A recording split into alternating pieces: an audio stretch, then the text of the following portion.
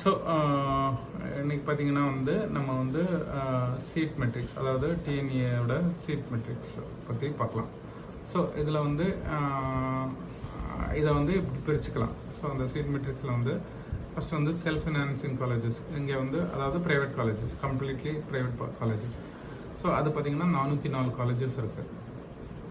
So next கான்ஃபியூனேட்டட் colleges, அது 16 colleges இருக்குது.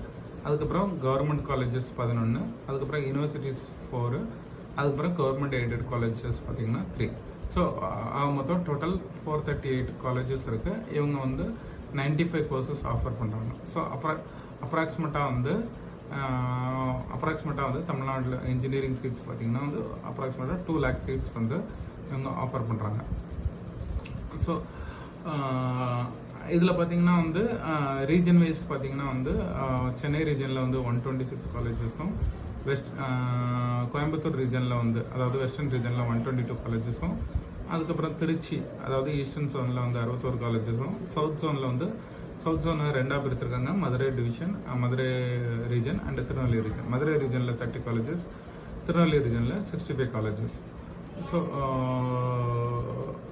I think உங்களுக்கு கொஞ்சம் ஐடியா கிடச்சிருக்குன்னு நினைக்கிறேன். ஸோ மேலும் தகவல் அறிஞ்சிக்க ஸ்டே டியூன். தேங்க்யூ.